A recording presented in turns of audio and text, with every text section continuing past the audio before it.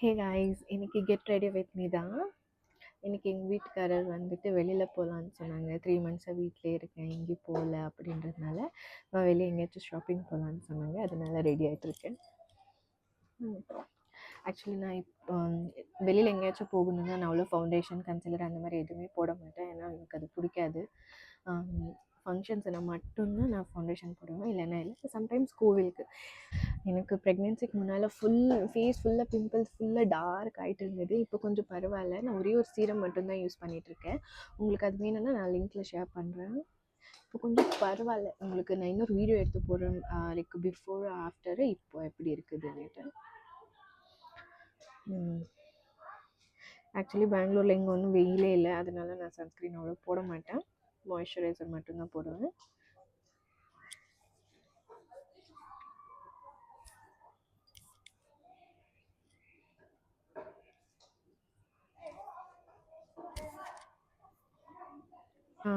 மார்ஸோட eyeshadow ballot use பண்ணேன். அது ரொம்பவே நல்லா இருந்தது. ஆனால் அது நான் கீழே போட்டு உடச்சிட்டேன். அதனால பட் ஸ்டில் ஆனாலும் நான் யூஸ் பண்ணிகிட்டு இருந்தேன். ஆனால் அதுக்கப்புறமா அது வந்துட்டு ஃபுல்லாக கீழேயும் மேலேயும் எல்லாம் கொட்டி ஃபுல்லாக ஸ்பாயில் ஆகிடுச்சு. அதனால நான் பேக் டு பென்சிலுக்கு வந்துட்டேன்.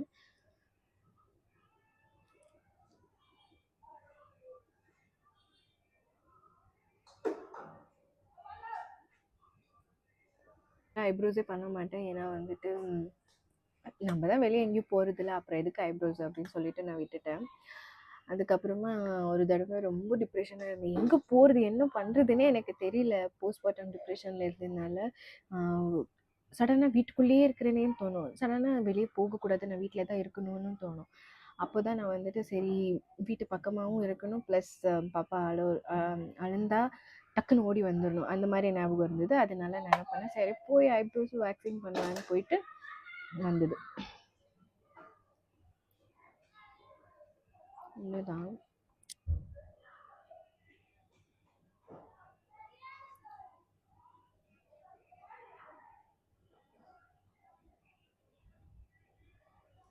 இந்த ஸ்பூலி வச்சுருந்தேன், இப்போ தேடணும். நான் மேக்கப் போட்டு கிட்டத்தட்ட லாஸ்ட்டாக எங்கள் தம்பி கல்யாணம் அப்போ நான் மேக்கப் அப்போ கூட நான் போடலை. ஏன்னா ஸ்டமக் பெயின் வந்துடுச்சு. எங்கள் அம்மா தான் என்னை ரெடி பண்ணி விட்டாங்க. என்னோட இது பேபி ஷவர் அன்றைக்கி ரெடி ஆனது, நானே ரெடி ஆகிக்கிறேன். ஆனால் அன்றைக்கும் எனக்கு பயங்கர ஸ்டமக் பெயின். எல்லோரும் சொன்னாங்க இல்லை அது நார்மல் வலி, அது அப்படி தான் இருக்கும், சூட்டு வலி அப்படின்னு சொல்லிட்டு விட்டுட்டாங்க. நானும் அதை அப்படியோ அப்படின்னு சொல்லி நினச்சி விட்டுட்டேன். ப்ரெக்னென்சி டைமில் எனக்கு லேஷஸ் எல்லாம் போயிட்டு இருந்தது. ஆக்சுவலாக கொஞ்சம் கூட எனக்கு தெரியல, ரொம்ப குட்டி குட்டியாக இருந்தது. இப்போ மறுபடியும் அதுவே வளருது, நான் எதுவுமே பண்ணலை.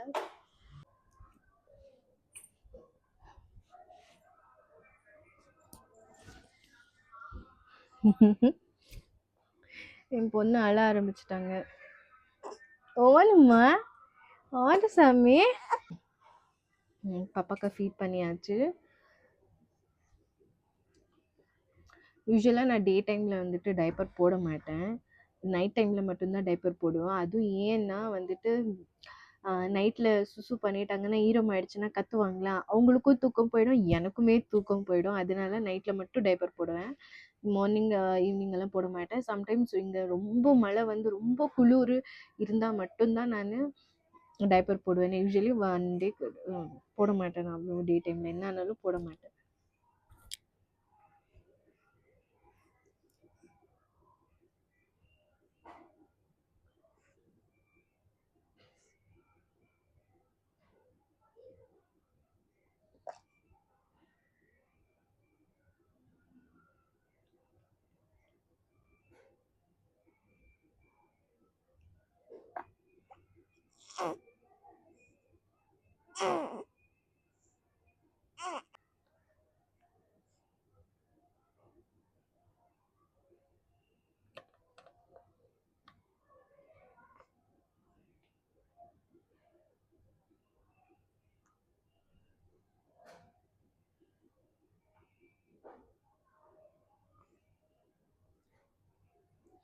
ரொம்ப டார்க் ஆகிடுச்சா?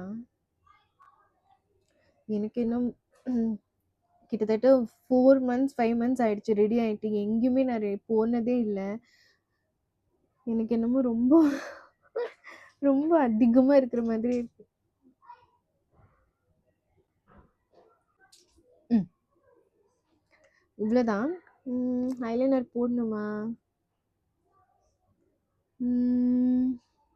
போடலாம்.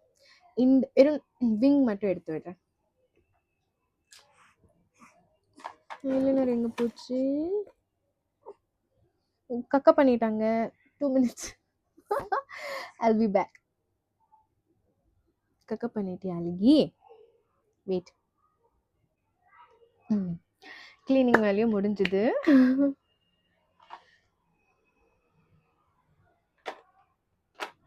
ஐலைனர். இந்த ஐலைனர் எங்க போட்டேன்னு எனக்கு ஞாபகம் இல்லை. காணும். ஆக்சுவலி அதுதான் ஈஸியாக இருக்கும். ஏன்னா வெளியில் போயிட்டு வந்த உடனே டக்குன்னு வாஷ் பண்ணிடலாம். இந்த வாட்டர் ப்ரூஃப் எல்லாம் ரொம்ப கஷ்டம். அது போட்டு தேய்ச்சி நிறையா வேலை.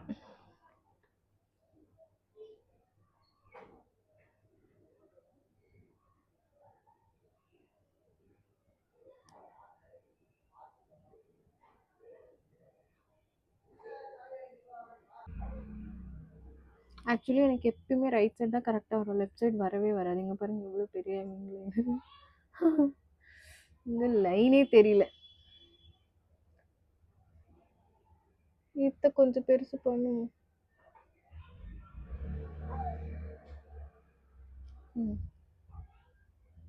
அவ்வளோதான். ரொம்ப நாள் ஆயிடுச்சு. ரொம்ப மாசம் ஆயிடுச்சு நாளை விட.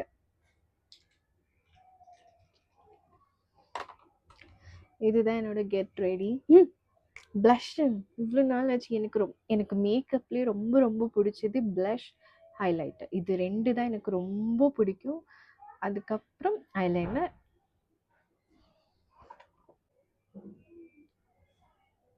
ஆக்சுவலி இந்த ப்ளஷ் ரொம்பவே நல்லா இருக்கும். அப்படியே என்னது இவங்க ப்ளஷ் போட்டிருக்காங்கன்னே தெரியாது. அப்படியே நேச்சுரலாகவே இருக்கும். ரொம்ப நல்லா இருக்கு இந்த ப்ராடக்ட்டு.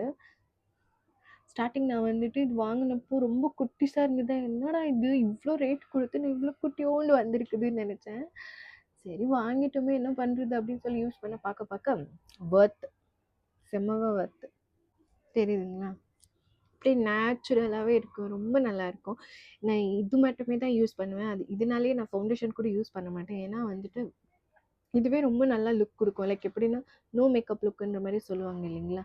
அந்த மாதிரி இருக்குது. இதே ஃபவுண்டேஷன் போட்டோன்னா வெளியே போயிட்டு எங்கேயாச்சும் வரணும்னா இன்கேஸ் ஸ்வெட் ஆகுது இல்லை வந்துட்டு ஏதோ இருக்குதுன்னு நம்ம துடைக்க போகிறப்போ அது அப்படியே இப்படி வைப் அவுட் ஆகிடும். எனக்கு அது சுத்தமாக பிடிக்காது. ஸோ அதனாலவே நான் அவ்வளோ யூஸ் பண்ண மாட்டேன். இதுதான் நான் எப்போவுமே யூஸ் பண்ணுறது.